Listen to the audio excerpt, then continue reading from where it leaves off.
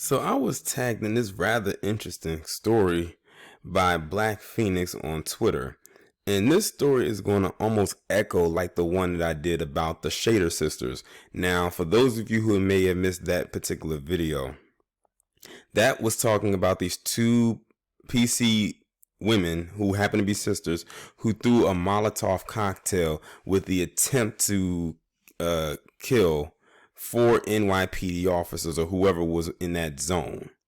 Of course, it didn't ignite and it didn't explode, but they were arrested on attempted murder charges. Fast forward just a couple days later, you have this one right here. In this picture, you see two people by the name of Collinford Mattis, who was the guy, and the woman's name is Urooj Rahman. He's 32, she's 31.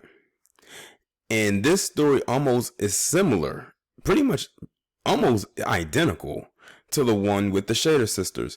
It involved these two right here who threw a Molotov cocktail at an NYPD van, but it did not explode. Now, this van happened to be empty. Nobody was in it. Unlike with the Shader sisters, it was people around. Like, they were doing this to attempt to kill people. That's why they were brought up on attempted murder charges. I don't think they were brought up on charges, but they were brought up on federal charges. Now, what makes this story even more interesting is both of these individuals are lawyers. Let me say that again. Both of them are lawyers, meaning they are there to uphold the law in the courtroom, but even they got in on the action. Like I said, I don't think there's anybody from any walk of life who is not participating in what's going on right now. I kid you not. I saw a picture on Twitter the other day where there are actual practicing witches who are out there protesting right now. If I could get, I might post the picture on the community tab so y'all can see for yourself, just in case y'all don't believe me. But some of y'all may have seen the picture yourself. But let me go ahead and read the article and see what else we can find out. Two Brooklyn lawyers have been charged for allegedly tossing a Molotov cocktail into a New York Police Department vehicle early Saturday morning during a protest decrying the police killing of George Floyd. Now, before I go any further, I can only imagine what type of cases they have come across in their respective careers that echo maybe something like this. How many times they've seen those kind of cases come in and out of the courtroom, or maybe how many cases they've had to take that had to do with something like that.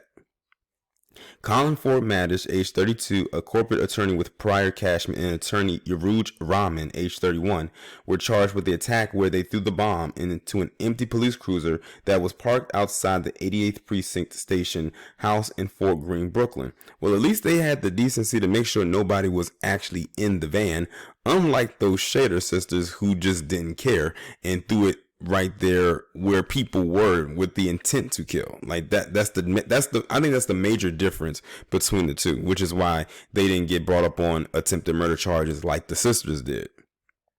Police say Rahman, a registered attorney in New York, tossed a bottle filled with gasoline through a broken window into a cruiser just before 1 a.m., but the Molotov cocktail failed to ignite.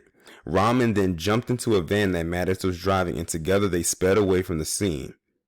The bomb attempt was caught on video surveillance cameras outside the precinct located on DeKalb Avenue. Police chased and stopped the duo's van on Willoughby Street and found the makings of another Molotov cocktail in the backseat in a gasoline container. Both Rahman and Mattis were arrested and charged with attempting to damage or destroy law enforcement vehicles. Neither had been arrested before. They face a mandatory minimum sentence of 5 years and a maximum of 20 years in jail. They face federal charges and will be arraigned Monday. No, well, of course, by the time this video goes up, the arraignment will have already happened. No rational human being can ever believe that hurling firebombs at police officers and vehicles is justified, Brooklyn U.S. Attorney Richard Donahue said. Mattis lives in East New York and graduated from Princeton University in New York University Law School in 2016, according to his LinkedIn page. He's an associate with Prior Cashman, a corporate law firm in Times Square where he specializes in startups, and is a member of the Community Board 5 in East New York. As of Sunday evening, his profile on the law firm's website was deleted. I think it's pretty safe to say that it's no shocker that these two are most likely going to be fired from their positions. This is shocking news to me. The allegation does surprise me because that doesn't sound like him, Andre Mitchell, president of Community Board 5, said to the Daily News. Rahman's social media shows she graduated from Fordham University, New York. The super of Rahman's building in Bay Bridge, Brooklyn, described her as an angel who recently lost her legal job. I can't believe it. I'm stunned. This kid? She's an angel, George Riley said. The attack did not appear to be directly linked to a similar Molotov cocktail attack on NYPD officers in Brooklyn on Friday night around 10:30 p.m., where two upstate New York women threw a bomb into a cruiser carrying 4 NYPD officers. And that's, of course, the one I'm talking about with the Shader sisters. And that's pretty much it. The rest of the article goes into the detail about the Shader sisters. I don't have to read that part because I already did a video on it. But yeah, this is very interesting. But of course, they will have to know that their careers are pretty much done. But they said that she recently just lost her job. So apparently she wasn't working and he was. But like I said, this event has brought out all walks of life. No matter what the background is, no matter what your career field is, everything. Like I tell people, this is the straw that broke the camel's back. This is the powder keg right here. Now, I don't know what's going to happen with these two, but when you look at them, we already know they're not going to get a slap on the wrist. Like, that's pretty obvious and that's pretty evident. But it makes me wonder, what are those Shader sisters going to get? Because when they threw their Molotov cocktail, there were actual people in the van. They threw a Molotov cocktail into an empty van, and they had to have known it was empty. They probably looked and saw there was nobody there and just decided to throw it. It's just then they night. And the thing is, they would have gotten away with it, but those cameras caught them.